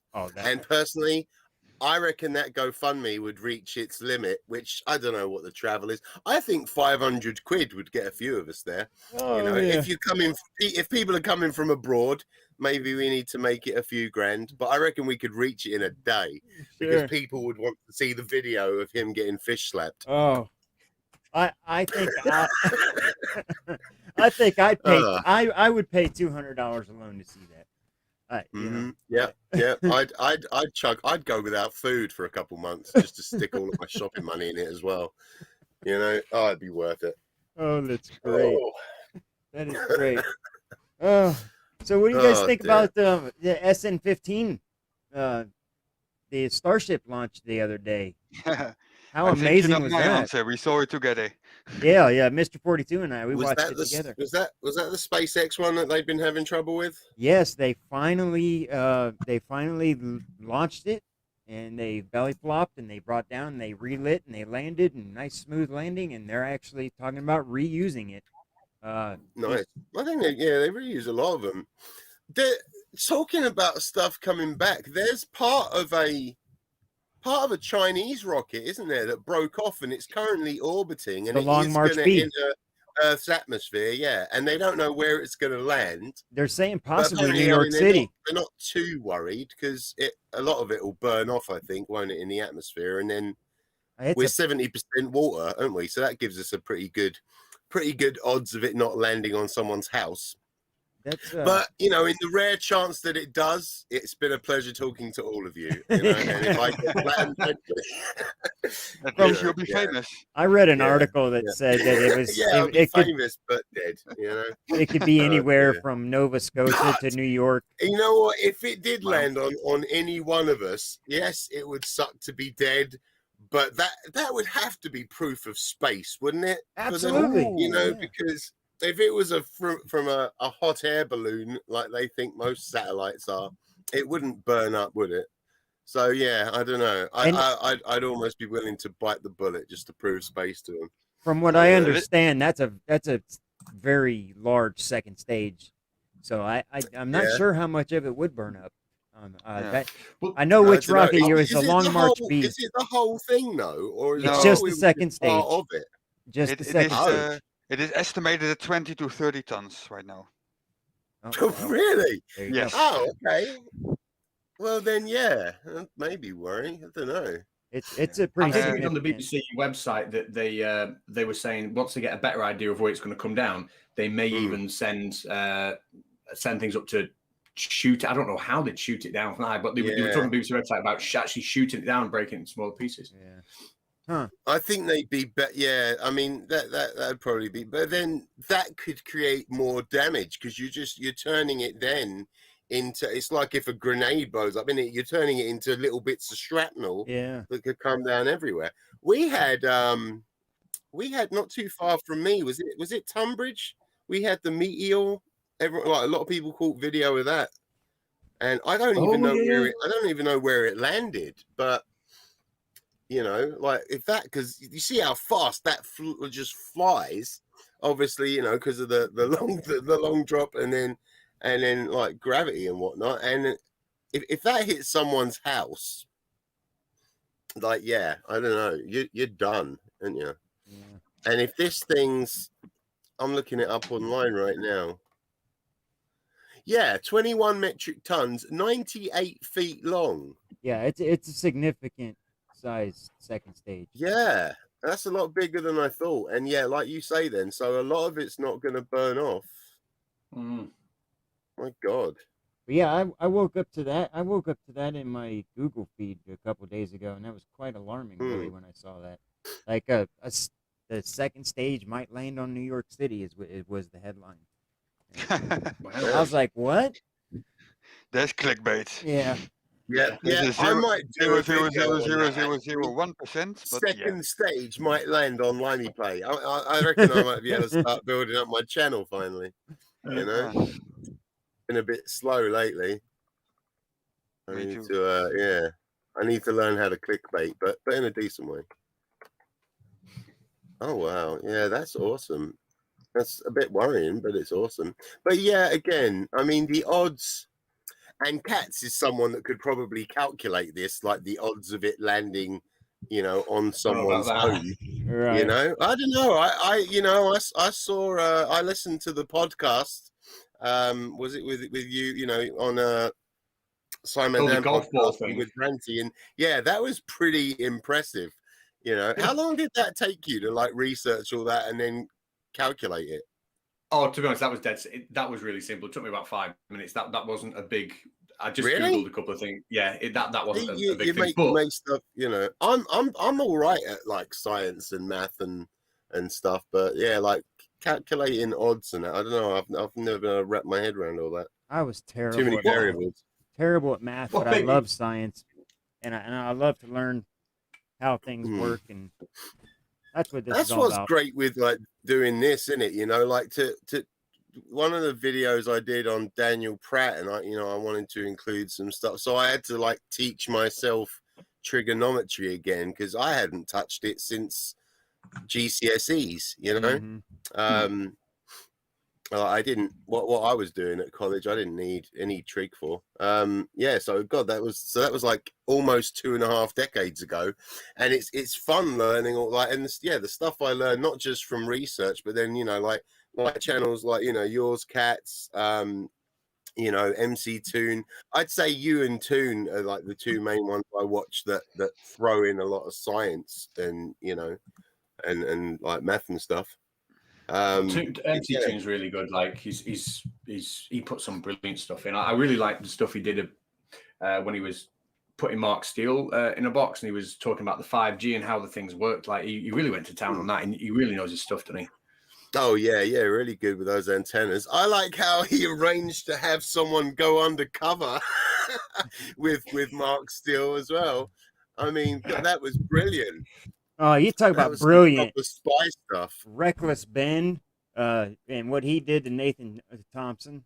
That Oh was, yeah, man. Oh, I the duck followed that suit. for a few days, and that was great. I mean, he had him running around in a banana outfit, and they were rolling out rolls of toilet paper in the street, and Yeah. What was it? They told him that they'd calculated it, and if they only had to fold like some toilet paper 100 and something times for it to reach space. Oh, it was brilliant. It was. It was. Yeah. I ever since I found his channel, I've gotten some pretty good entertainment out of that. Yeah, like that's what, like just watching Nathan Thompson get destroyed took me to his channel as well, and then I've started watching some of his other stuff, and it's brilliant. Like he went undercover, didn't he, in the Scientology thing, and that was excellent. And then he got caught with his with the glasses. Yeah. I can't even remember. Like someone did, might have been Irish Demon that did like a special on the whole Thompson in a duck suit that got me to watch Reckless Ben. But yeah, it's a clever guy, definitely. Yeah. Hey It's Jesse, really well done. I didn't see you there. Jessie 10-2, she's lovely. Bless her. Yes. She said. Yeah, She I does saw some her. funny She said. videos. She says that she's sorry she couldn't make it. She had some medical issues. No worries, Jesse. Get well soon, Jesse. Yeah, I hope Get well you're better. feeling better, Jesse. Yes. If I'll be people right haven't back. seen it, over on Jesse's channel, Jesse and I had the, I won't say privilege, but the disgust of interviewing the former president of the United States, Donald Trump. That's over on Jesse's channel. That was definitely interesting. So Check that one out. yeah. It's like that's I need to do some more of those too. That's what I sort of started, was because I did Nathan Oakley, CC, Chris, and Daniel Pratt interview videos like on my channel. I like that Nathan Oakley one you did. That was great. Oh yeah, I love the Nathan Oakley one. The what was it? What does your tramp stamp say? Yeah. It was top of the line emergency exit. Like yeah, it was. I took that interview on Vice. I don't know if you've seen it, Katz, but I took his interview on Vice when it was interviewing a flat earther and that, and I just I chopped it all up to make him say exactly what I wanted him to say. They're a lot of work, but they're so worth it. Yeah. It's great. So I want to do one on Thompson and Riley. Definitely, Riley needs an interview. Yeah, I mean, I don't know if I really even want to go. I really want to. I grew up a martial artist, and I was always taught you never punch up. never punch up, always punch down. So but I really, really want to have a go at Kent Hovind and Matt Powell. I just really want to have a go at those guys.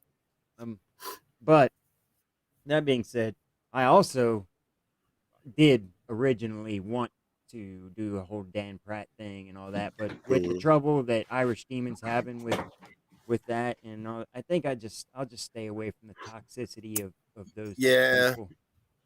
I wanted to do a follow up to Pratt. I've been trying to stay away from him. I don't think, he's one of those ones that I think could get dangerous. Absolutely. He's a bit obsessive, and I think he's best left alone. I think he's been dangerous for some time, in my opinion. Yeah, definitely. But I know, like, I definitely want to do something with Kent Hovind, because I was catching a bit of some of his stuff, like, to just check it out, and like, I caught one of the bits where he's saying that, I forget what he compares it to, but he then he comes out with it's just like people say my degree is not a degree because it's not accredited, but it is. It is a degree, and so I want to use that.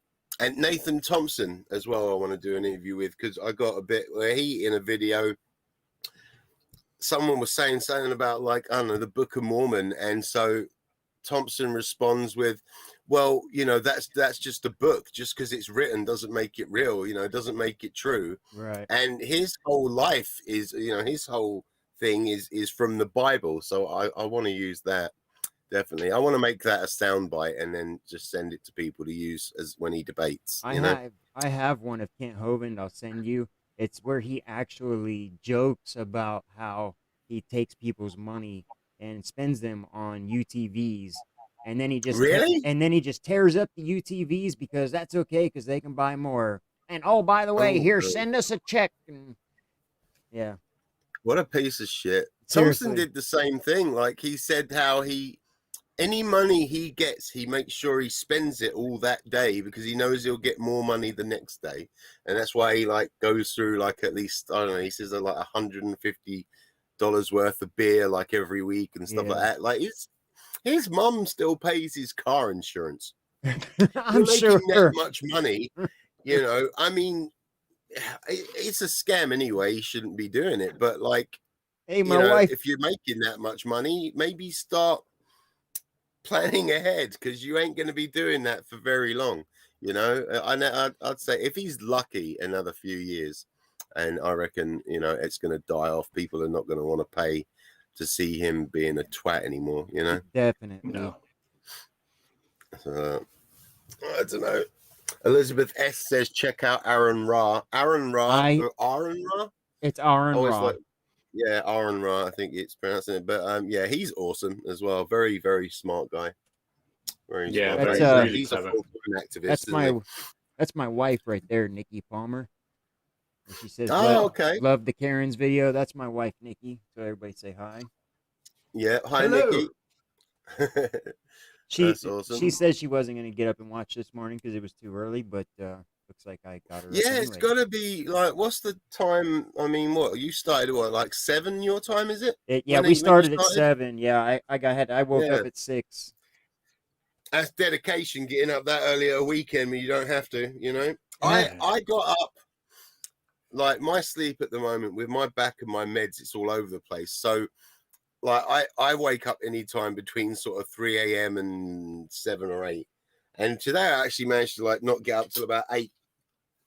And I still felt tired. So, I got up, I had a quick cigarette, and I laid back down. I managed to fall asleep. And then I woke up to my alarm at 11:30, which I'd set because of your show, Frank, And then I dozed off again, and I woke up. Luckily, I'd kept hitting snooze instead of turning it off. And then I literally woke up at 12. Was when I finally opened my eyes and said, shit, I must sit up. But yeah, God. And I went to sleep at a decent time last night. It's I don't know. It's a pain in the backside because, like, sometimes I think my body just shuts down. It's like extended narcolepsy or something. It just happens every few days. And it's messing up my timing. I'm having kind of the same issues. I had one of my daughters just got tested positive for COVID the other day. Oh, God. Yeah, so we're all on quarantine now. My wife and Well, that everybody else, gets we're all through it. How negative. old is she? She's 16. Okay, so a little bit older. I know because my cousin's kids, you know, they all ended up getting. I think the only one that didn't get it was my cousin's husband. But like, you know, well, they've all been suffering like the effects. They're calling it the long COVID, and it, you know, like the young kid, because he was like, what's he? He's like 7 or 8, so it hit him like real hard, and it's been going on for months. So, I mean, sadly, you know, your daughter's not going to feel, you know, she'll start feeling better, but you know, I think everyone's been getting the long COVID, you know, but hopefully at 16, I think, you know, hopefully you built up a bit better to fight it afterwards, didn't you? So I don't know. She's felt pretty good. You know, we have Yeah, her all right, yeah. isolated in her own room, and we're Hopefully it's a short thing with her, you know. it seems It sucks, like with, you know, and that's the one of the things that makes me so angry with these anti-maskers. That's why I like to pump out you know, a video on those bastards every now and then, because it's, you know, it's everyone else. That's you're wearing a mask for everyone else, you know, a little bit for yourself, but mainly for everyone else. And it's you know, you got to think about it's the kids in it that you really should be thinking of, you know, because like they're the ones that, you know, because you don't know how health issues are going to affect them in the future. You know, you don't know what permanent damage it might do to your lungs. You know, I mean, like I used to get kids as well too, so they're going around and they're hugging their friends and all that. Know, it spreads it more. Yeah. Exactly. You know, like I swear, because I mean, I definitely, I'm trying to quit the smoking slowly now. I bought a vape, but like I had bronchial pneumonia like twice, and I had like major bad like flu sort of at the same time. You know, that's what kind of led to it. Like, and I swear, like, and this was years ago, but you know, like I've cut down the smoking. That's why I need to quit, because like my breathing never felt the same again, you know, from those illnesses. I think it does take a strain, and so any respiratory infection, like it worries the crap out of me, you know. So I think, yeah, I hope your daughter feels better soon, mate. Thank you know, thank you, I appreciate definitely. So at least she's of that age where, you know, but like people, especially it's like the elderly that get it, that it just. Yeah, I don't know. So, Catz, I think personally, if someone's not wearing a mask, especially in America where, you know, it's mostly legal to open carry pretty much everywhere, isn't it? I know I used to open carry in Michigan sometimes just because I could. And I think it should be, yeah, you should be allowed to shoot people that don't wear a mask. Maybe not, maybe not in the face, but like kneecap them or something. Yeah, take a toe off. Then, you know, and then you'll know the ones that are about to get their third strike because they'll be crawling along because they've been kneecapped twice, and then that's when you shoot them in the head. You know? Yeah, I think that's fair. I think it should be the big toe. You take off the big toe, then they have to walk funny the rest of their life. You know. In it, I thought the little toe as well, isn't it? I think if you lose the little toe, you have to learn how to walk again, apparently, or something. All right, I didn't realize it was that important, the little toe. Like apparently, the big toe's like your main. That's what keeps you balanced. But apparently, the little one controls a lot of your balance. You know. So, but yeah, I don't know. I might be wrong. It feels like something I heard a long time ago. Jesse, yes, I do think about the radioactive stuff in the cigarettes, and that's why I'm trying to quit. I don't know what crap's in this vape juice, but it's got to be a lot better. I know it's filthy habit, and I really. How old are you, Frank? If you don't mind 40. me asking. I'm 40. 40, same as me. I'll be 41 next month. And I don't know how long. Like I've been smoking. I had my first cigarette when I was 10. So, I was 9. You know, that's there. Yeah. See, so that's like 3 decades of smoking for us, man. So I reckon you should pick yourself up a vape as well. Yeah, you know what? I had one. I had bought myself this really nice mod. It was a self-built kit where I would build my own coils and all that. And then I just got bored with it. It was too much work for me, honestly. And that, you know, it was back when I was still working in the workshop. So yeah, it was just hard to find time to build the coils, and then having to vape juice, and then stuff from my oil and grease in my hands getting on the coil, and then you inhale that. You know what I mean? It's like, yeah.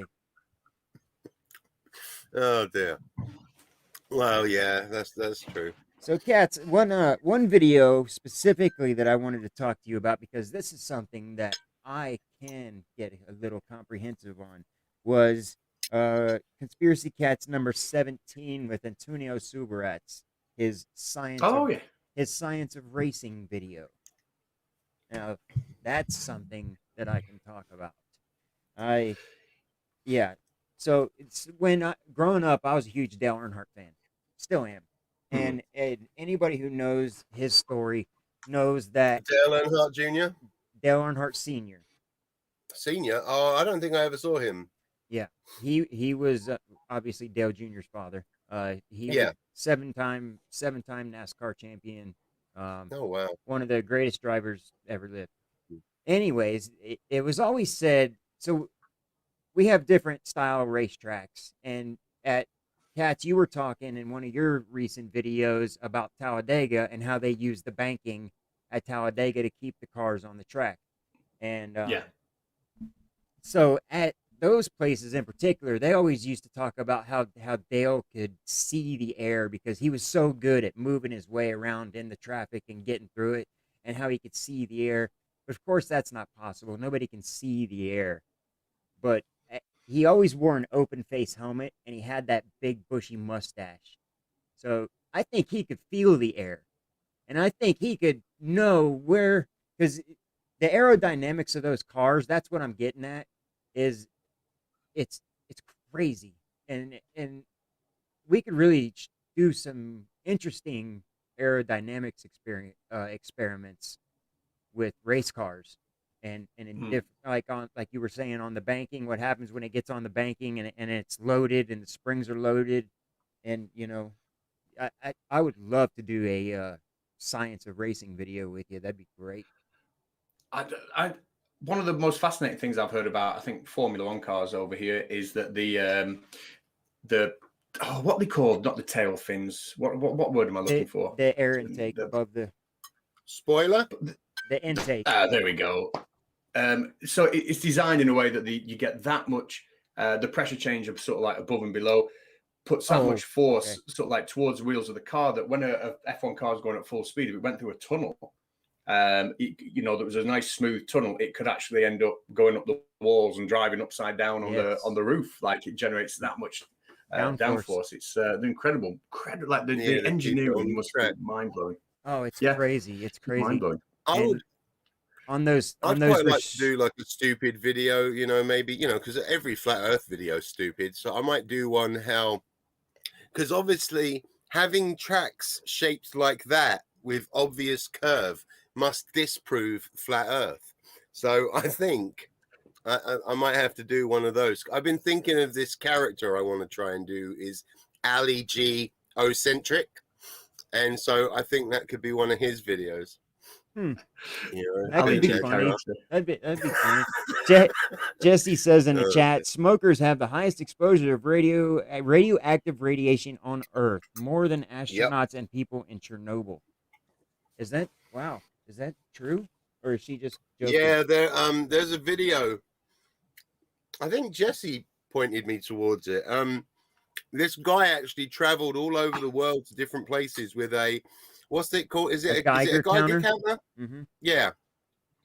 And he was measuring different things because even apparently, like you can measure a banana gives you quite a lot of radiation, and if you eat a banana, say you have a banana before bed, Frank, when you and your missus go to sleep, she will actually be getting radiation exposure, like extra exposure from you because of that banana.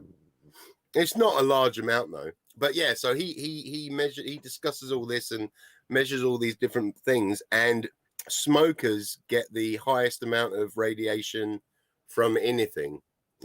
Huh. Wow. I mean, obviously you've got X-rays give you more, but I think he does it based over the course of a year, and obviously you wouldn't get X-rayed a lot, but so smoking, like an average smoker, gets a heck of a lot more than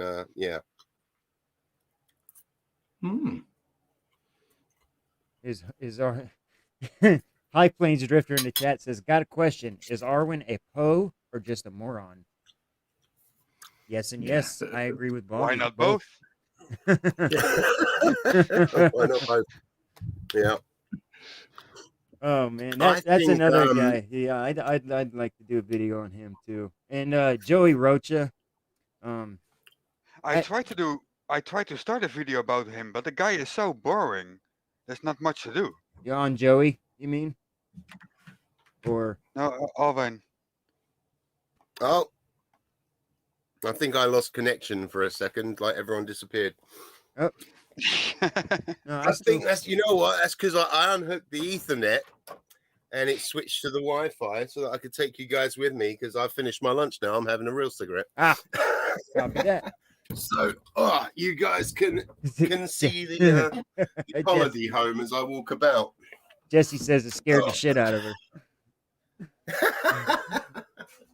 Oh dear. Oh.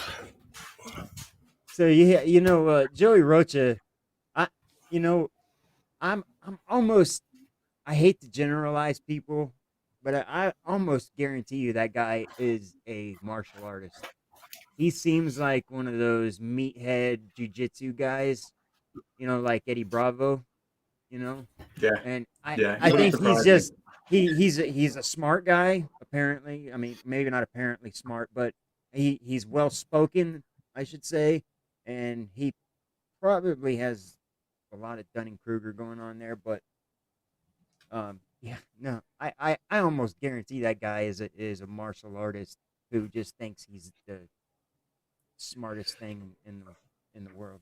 Yeah, I always imagine him as like, let's say, like a BJJ type guy who, I mean, it's obviously big for the Portuguese, isn't it? Because he's Portuguese, isn't he? Am I right, Joey Rocha? Oh, I don't know. But yeah, I always had that vision of him too, actually. So, but he's a strange guy, He doesn't seem to. Oh yeah, he doesn't seem to worry at all. I know I'm muted. I was just mouthing that it was windy because I didn't want you guys. I thought you might tell because the wind's hitting the laptop and it's making everything shake. It's not an earthquake, don't worry. But yeah, I'm going to keep myself muted unless I have to say something because of the wind. Gotcha. Put that down. Okay. Yeah. Yeah, it's crazy. All right. See who we've got there. I lost. What were we? Quite a few familiar names. What were we just talking about? Oh, we got Now Opinion in the chat. Now Opinion, thank you for the comment and the follow or the subscription rather. Elizabeth S says check out Aaron Ra. I have Aaron Ra, one of my new favorites that I'm finding. That watched. Guy is smart. He is very, very smart. Yeah. And I watched a couple of his videos yesterday. I don't know. I've watched so many videos in the last few days I can't remember what they were about, but yeah, good stuff coming out of Aaron Ra. Did you see when Aaron Ra was debating Nathan Thompson? Yes. Yeah. What do you mean? He was not in the mood for any fuckery that day. No, and he did well though. Like at first, because he said like he had been warned that Nathan Thompson just likes to try and trigger people, and he kept his cool for quite a while, I think, and then I think it was just towards the end. Well, a little bit in, wasn't it? Because Thompson didn't bring, he didn't bring any of the stuff. Like I haven't been on a proper debate. I am waiting for you, Catz, and Creaky to find me someone to debate against. Still. But yeah, so I haven't done like a proper debate, but you guys kind of agree normally on what, what your opponent's going to argue ahead of time, don't you? Yeah. And what's going to be brought to the table, don't you? Well, it depends on the debate. Some people want to agree to talk about specific, because if you talk about flat Earth, for example, that can go anywhere. It can go to astronomy, it can go to seismology, meteorology. So some people, they'll happily say, "Listen, I don't know anything about seismology. Can we keep it to just observation photographs or just to gravity or something like that?" Sometimes it's just they're happy just to go wherever it goes. So, but we can definitely do that. Like, we can definitely say these are the areas that we want debating. I would love to come on Agree to Disagree. I was having a talk with Mr. 42 the other night about something that I told you earlier, Cats. There are two conspiracy theories that I buy into about this much, and one of them is that Hitler escaped in 45.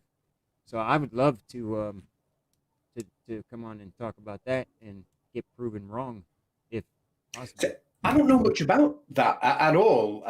Is that something worth looking at? Hitler went on to become Elvis Presley. Yeah, it's known. It's known. Yeah. Is there like an evidence trail then for that? So yeah, there is. I know there's. I'm probably going to get a lot of flack for this because this program was on the History Channel, but there's a program on the History Channel in the U.S. called Hunting Hitler, and a former CIA analyst, a couple of them, and two Special Forces agents.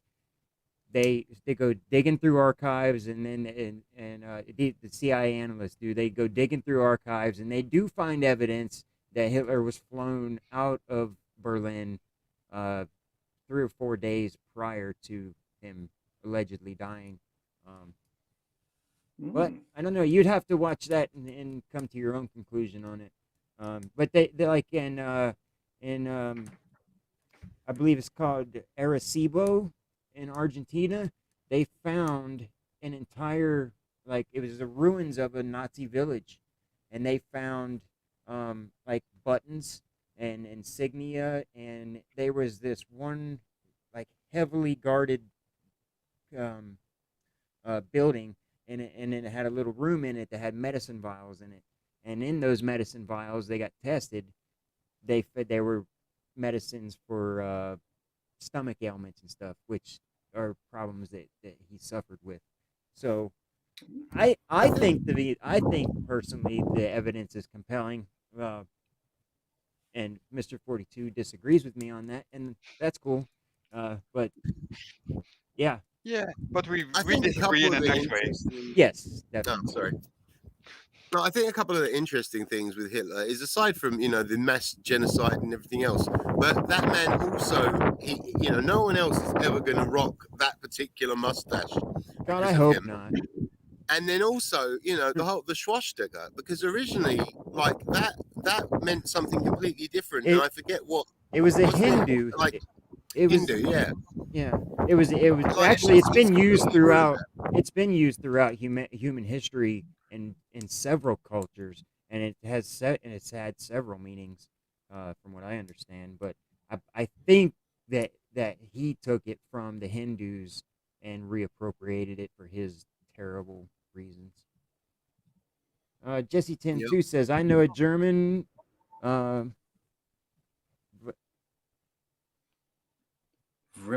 think that should be criminologist, maybe a typing error. Okay, I know a German criminologist who investigated Hitler's skull. He has some events in America sometimes. Dr. Mark Benecke. Google him if you are interested. Yeah, I'll definitely do that. I have had on Twitter one of the guys that was on the show Hunting Hitler, Dr. Mike Simpson. I don't know if any of you have ever heard of him. He was one of That's Bart Simpson's dad, right? Yes, actually, very good. Yeah. Actually, no, I think he's his uncle. Yeah, it must be his uncle. Yeah. But yeah, no. I forget where I was going with that, but can I just ask like a little segue? But just speaking of Jesse 10-2, how are your German lessons going, Catz? Well, I'm getting a lot of help from Mr. 42 and from Jesse. They've been extremely helpful. But yeah, I mostly give him false information though, because I'm an idiot. Deliberately, he's teaching me Welsh. Yeah, I am rubbish. Really funnily rubbish. enough, that was my next question on the paper here. Is how's your German tutoring going? Well done, Lyman. Good job. I'm enjoying it. I wish I'd have started when I was way younger, but I am enjoying it, and I'm going to keep it up. But I am pants. Yeah. like really bad. I would love to learn a little bit myself. My I would disagree grandmother. with. I would disagree with his last statement. He's actually doing pretty well. He's only in there for 7 or 8 months now, and he's doing pretty well for only 8 months. Yeah, Oh, well, thanks, man. But yeah, he's I don't know, we'll see. he's much smarter than the average. So that's All be you need to expected. be able to say really is just ein beer bitter, and that's it, isn't it? No, that's wrong. Or That is Probst, wrong. right? The correct Isn't the it correct Well, cheers? I question is order them one and at a time so people don't think I'm an alcoholic. then then You know, then even then you 20 beer bitter. mein großes Bier, großes Bier, big Ah, beers. yeah, and großen beer. Yep, Yeah. All I know is sprechen Sie Deutsch. yeah. That's all I know. Well, that's a start. I lived in Germany for a year when I was I think I was only about 5 years old, so I didn't pick up much at all. And I learned it at school, but don't remember much of it. We did German, French, and Latin at my school, and I don't really remember any of it. I wish I'd paid a lot more attention, I think, but I do. I wasn't exactly a good student, to be fair. I beat myself up about that all the time, and I'm really hard on my kids about it. My oldest daughter here, you see just over this shoulder here, she's just graduating here in June. Oh, bro. And yeah, she just turned 18, and she just graduated, and so Awesome. She's gonna go to college. she is. Yeah, she's gonna start at a local community college, but then she's gonna end up at the Ohio State University. Awesome. And she's Yeah, I wish go I into like I didn't end up starting. I went to university in the States for a bit, but where at? well, I wish I'd finished my degree because I got a lot better. I was like a C and D grade student in school, and then they wouldn't let me stay on for A levels because I was an arsehole. But I think as I got a bit older, when I went to university and I was a straight A student now because I was doing stuff I was interested in. And I wish I'd finished my degree, but I moved about too much, so I need to get back into that. I think I wanted to. It's never too late to earn your degree. Definitely, like my old Right. music teacher, I think he finally got his master's at 50 something. So it's never too late. I want a Nikki. PhD in flirtology. So that I can just destroy them. Well, we That'll be probably good. know enough about them. We just can take the exam. Yeah, No lessons needed. Well, see, but the difference with us is that, like, when we study like maths and science, to debunk them, like, we actually pay attention. They cherry pick, don't they? Or they go through the results as soon as they find the one that matches their narrative. Right. They don't research anymore. And, why would they? There's no work left to be done, right? Right, exactly. Which it just, I don't know. Like I don't have the balls to put out a video unless I, know it's as close to accurate as I can have it. Like one of them, I remember, I think I shot a message to Catz and to FTFE, and both of them replied, but FTFE had already looked through it, before Catz had a chance. So thanks for replying, Catz, but like obviously, it had already been looked at. But yeah, that was, and I forget exactly what it was on, but I just, I couldn't put, I'm sure you guys are the same, you couldn't put something out there, that you're just guessing at, but they happily will because, it's that Dunning-Kruger. And I don't know if you saw, I did the one video where I have improved upon Dunning-Kruger. So where you have that peak of Mount Stupidity, it then goes to the pinnacle of for flirt's sake point, and then above that is Sleeping Summit, which we still don't know how high up that goes. But as I mentioned in the video, if someone fell from Sleeping Summit down to earth, it would cause a catastrophic event because it is a very high amount of arrogance. Oh man, it's oh boy. Yeah. Oh dear. Brilliant. Yes, It's personal fun, isn't it? incredulity. I love being part of this community. Definitely, it's fun. It really Definitely. is. It really is. I've when I just did this on a whim. I was working in a communications warehouse, and I was a maintenance man. and we got shut down because of COVID, and everybody got fired except for me and two other people. And so I was, for the last year, I just was sitting around babysitting the building. So I had a lot of time to learn about all this stuff. And I don't know if you guys heard, but I got introduced to Flat Earth via Eddie Bravo because I am a Brazilian Jiu-Jitsu fan.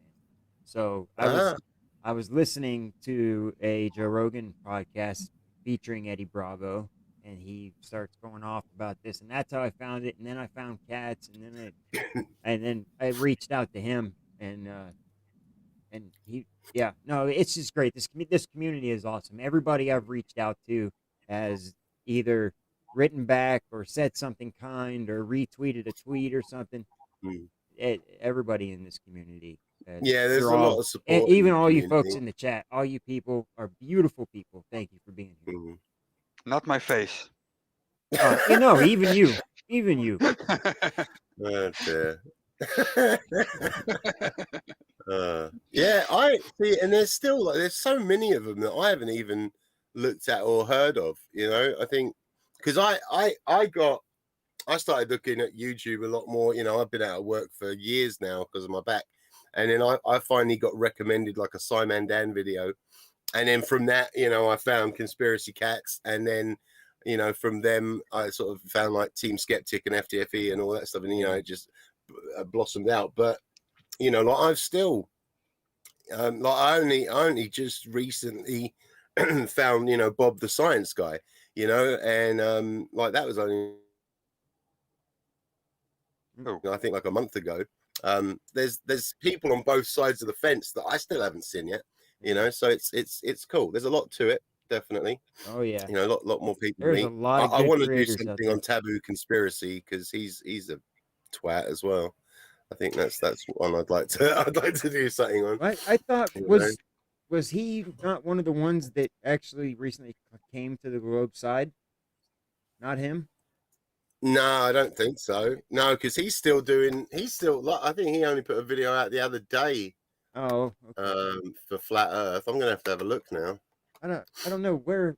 I'm probably seriously just confusing that with something else. But I think like there's a lot of them. Like there's some of them have similar names, don't they? Yeah. Yeah. Well, half of them are called Nathan. Yeah, I think so. I think there's one that that begins with Conspiracy something, not Conspiracy Catz, obviously, but that might have flipped recently.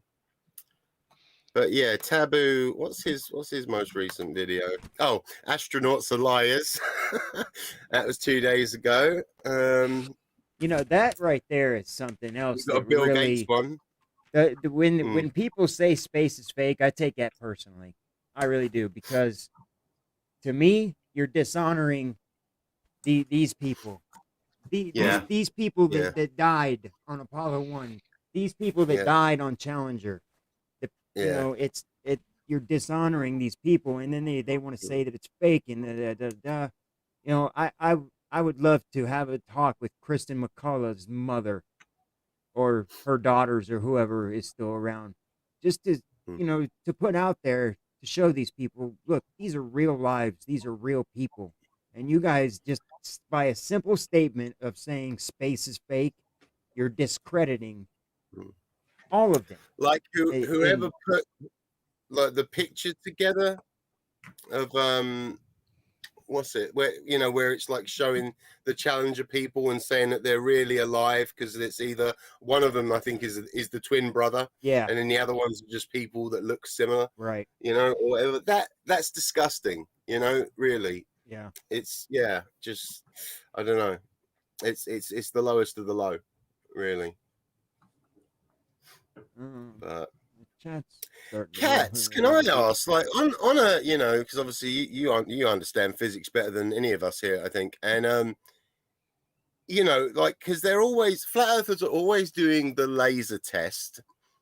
I think mainly because obviously at night with refraction, like it's always going to meet what they think is a win for them. Not when even it's then. not. But like if they actually did want to know the truth, which they don't, a better test for them would be during the day, wouldn't it? With with something, I don't know, like a distant object that you could actually, like if they had, like they did on the one test when they had like the big striped fabric, whatever it was, and so you could actually see. So that would be a better test for them, wouldn't it? Would be to actually have an object in daytime and see how much of that is covered by the curve, instead of trying the whole laser at night thing all the time, isn't it?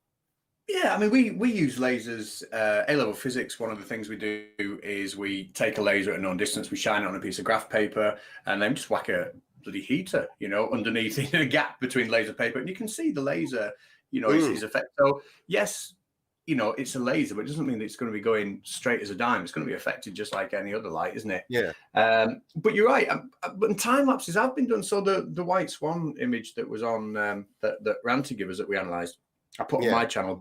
Bev went to that location and he did a full day time lapse, and you could see things, moving up and down. But still, the bottom of those mountains were never. Yeah, I don't think demonstrating the fact that the bottom of objects can't be seen is the issue. I think it's just the fact that they know they can't be seen, so they search around for some kind of ad hoc explanation as to why that might be. Yeah. Yeah, which is comical. Yes. Catz, I was a member of Baldy Catz. What happened there? Oh, I just shut the memberships off because I'm that busy at the minute. I've got a job writing some textbooks for schools, and it's just all that. I haven't had a day off. Nice. See, why won't you just take my money? You said in that one video that man wouldn't take your money. Now you just won't take my money. Great. No, yeah. Everyone knows dollars isn't real money. If it's not pound sterling, it's fake. Oh boy. Well, guys, this has been so much fun. I did have some more questions I wanted to ask, but I don't want to keep you too late. I'm not keeping you, am I? No, I'm fine. And I'm going to say, if you ever wanted to come back on Agree to Disagree, for a bit, I'll see if I can get one settled for you on anything. You could be anything. I do like the idea, even if it's just a discussion rather than a debate about that Hitler thing. I think that'd be like really fascinating. Come on, just tell us what you know. Wouldn't even have to be a debate. It'd just be like, what feeling. That'd be absolutely fantastic. I think that's really interesting. I can put together some citations and some paperwork for that. Also, I think I have one about the moon missions as well. Not that it didn't happen. I'm not going to go there because it totally did. But is it the moon's made of cheese? Yes. Damn it, you got me. No. Yeah. I think Mr. Sensible confirmed that. Mm-hmm. Yes. Yeah, he did. Yeah. If you ask Austin Whitsitt, he also confirmed a flat Earth too with his high elevation camera. Anyways,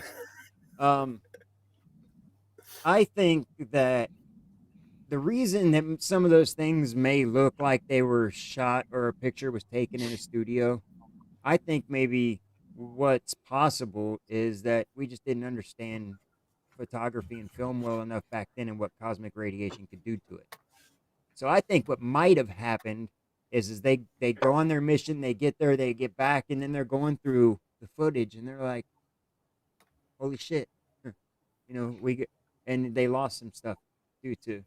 So I think that's something that is possible, just a little bit possible.